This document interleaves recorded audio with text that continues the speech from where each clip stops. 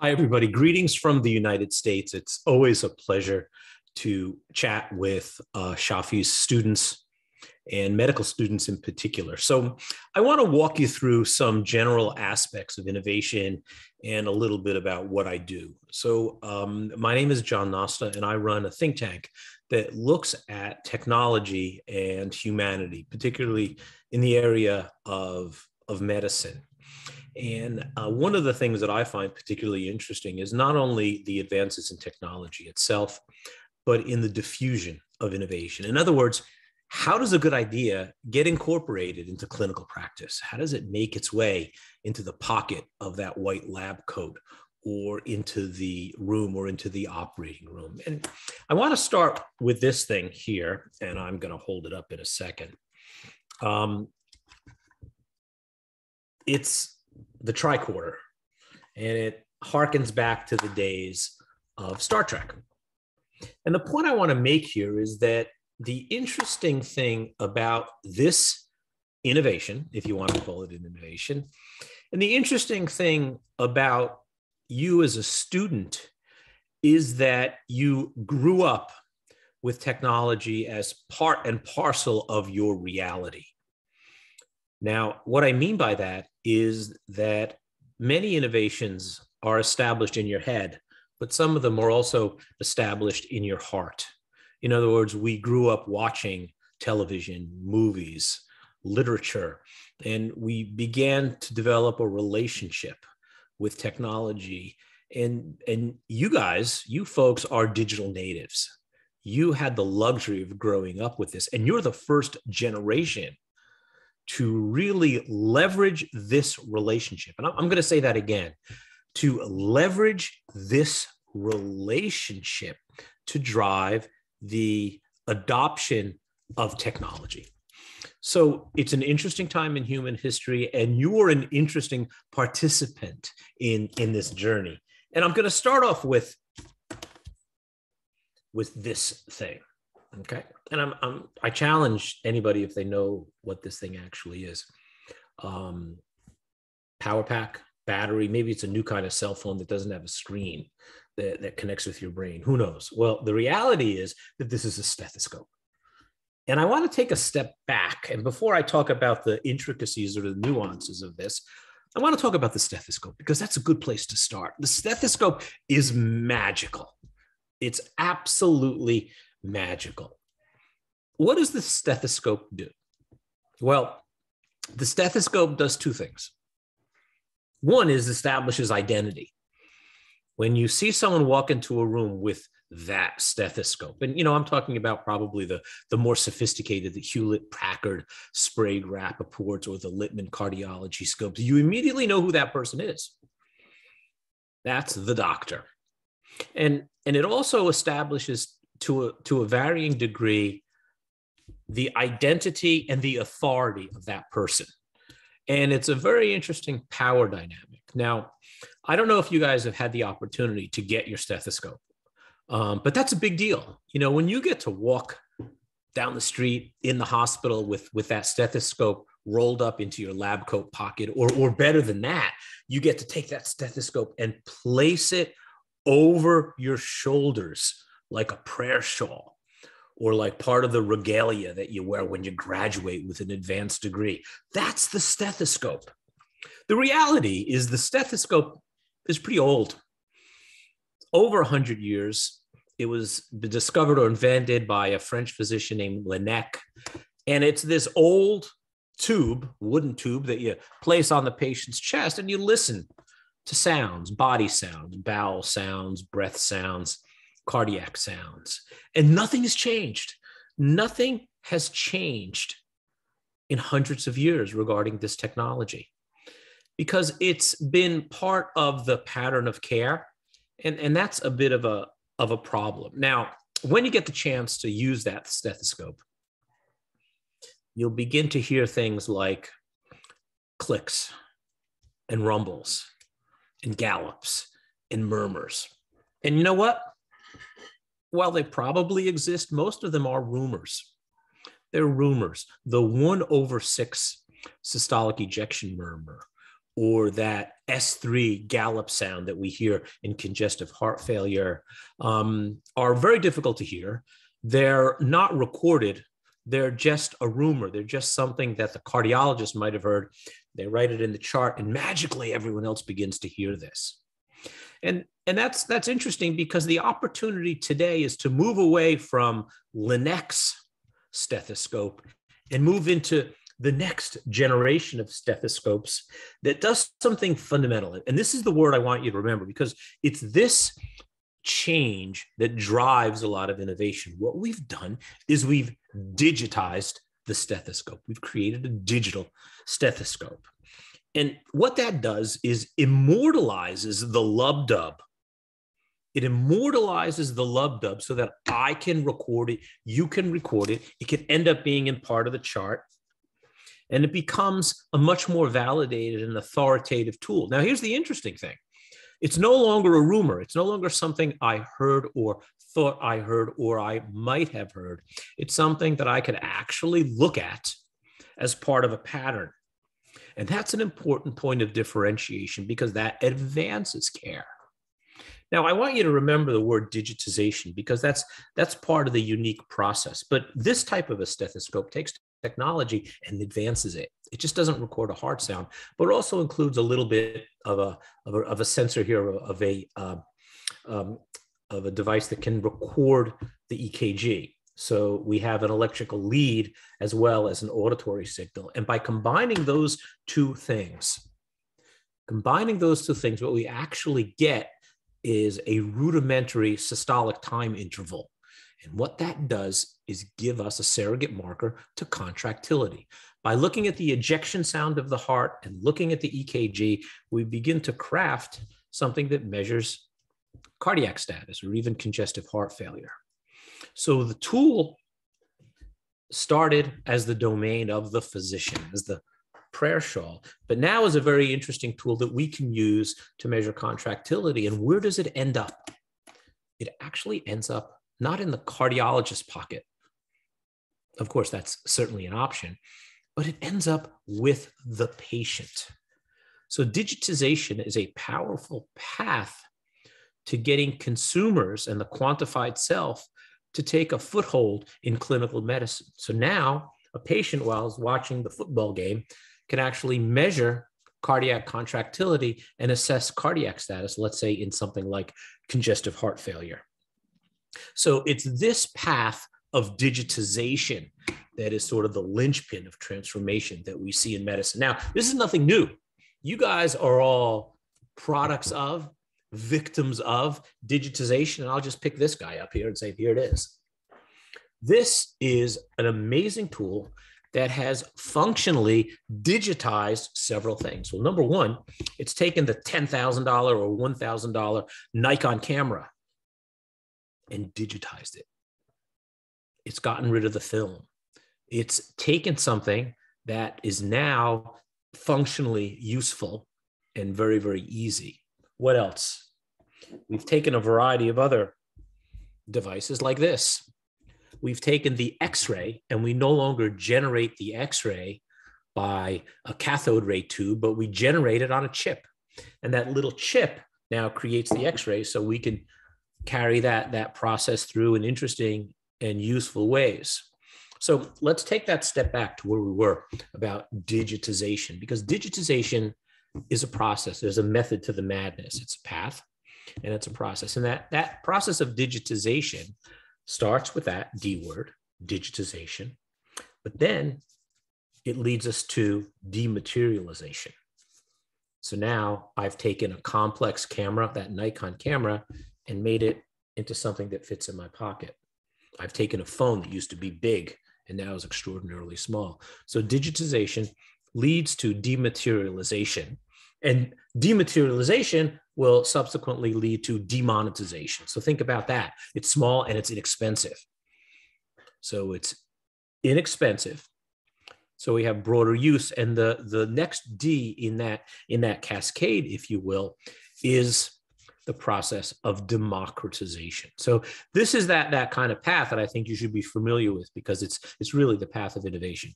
Digitization, dematerialization, demonetization, and ultimately democratization. In other words, we put it into the hands of people who need it.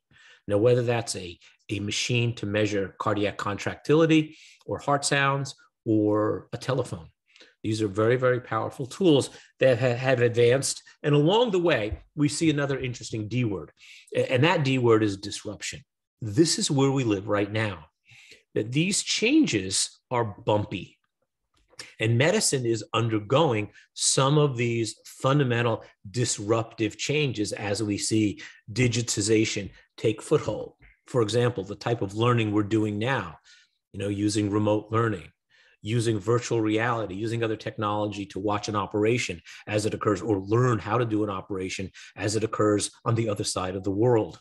So these are very, very powerful tools, and they're happening all over the place. And another classic example of digitization is the digitization of the EKG machine, that big, bulky machine that we'd push around the hallway. This is a device made by a company called AliveCor, the Cardia device. And it's taken the EKG machine and digitized it. So you just hold on to it and it can take a single lead EKG. Now think about that. We've digitized the EKG. We've made it inexpensive. It's about $80 US. We've dematerialized it. We've made it small, and we put it into the hands of consumers so that they can watch their EKG. They can look for atrial fibrillation or abnormalities in their serum potassium level called hyperkalemia. But here's the interesting thing. It started in a garage with a cardiologist named Dave Albert. He was an electrophysiologist, and now it lives on Amazon. You just go on Amazon and you can buy it. So that's a classic example of the path from digitization to democratization. In this context, it's democratization in the terms of being able to buy something on Amazon. Very powerful. Now, Dave Albert would be angry with me if I didn't include one other element of this journey, particularly with respect to AliveCor, and that's clinical validation.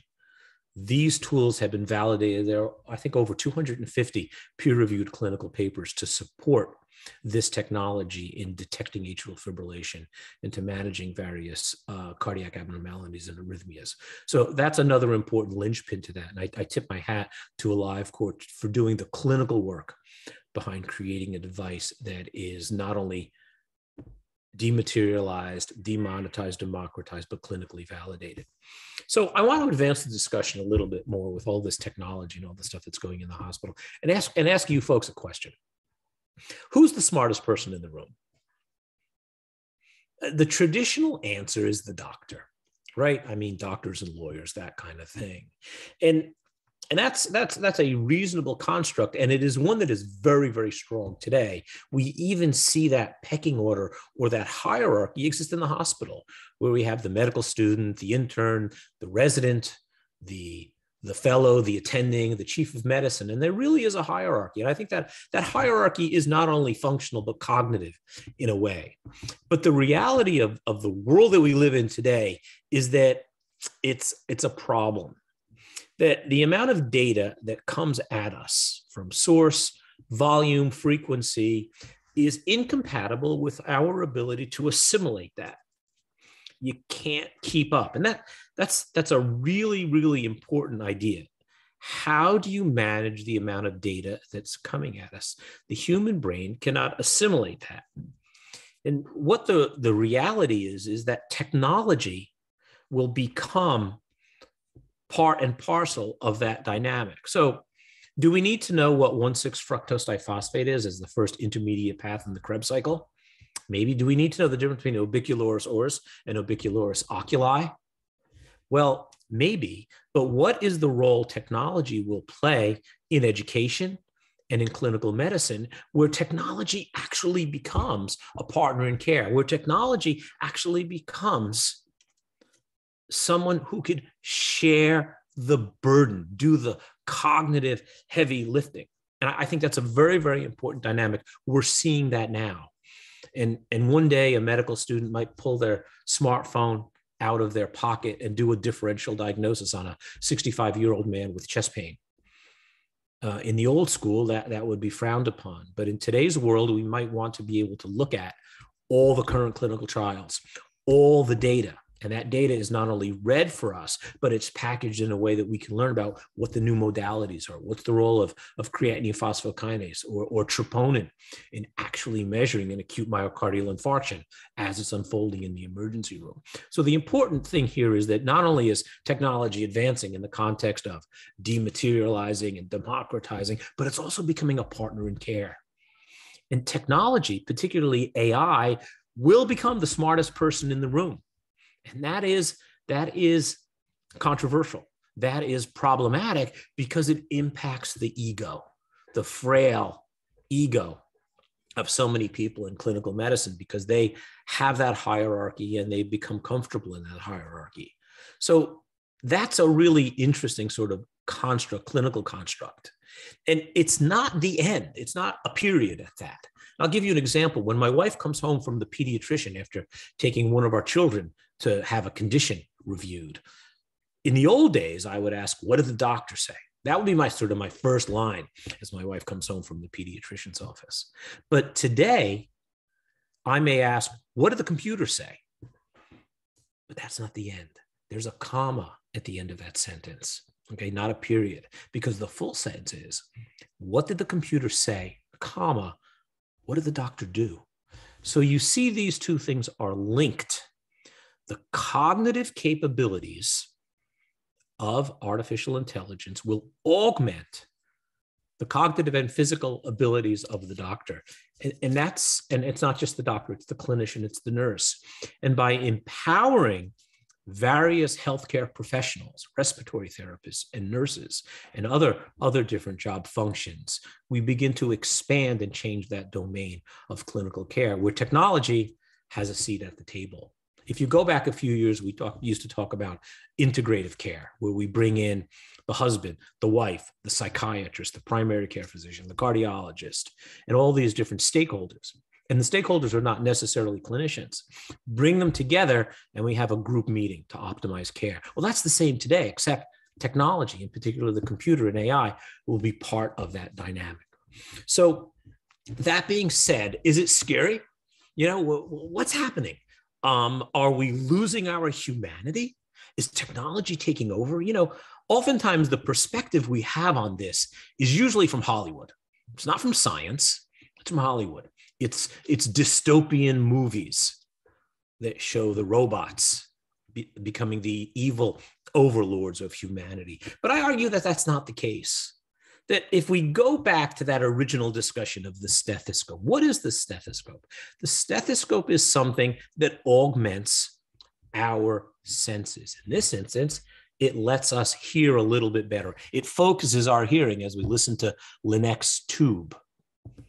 So the role of technology is really to enhance our sensory input to make us better clinicians.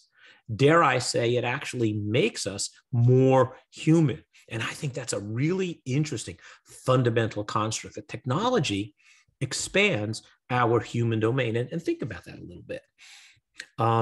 When you think about our perception of the world, okay, what we see is only part of the electromagnetic spectrum. What we hear is certainly not definitive. What we smell certainly isn't. My dog smells 50 times greater than I do.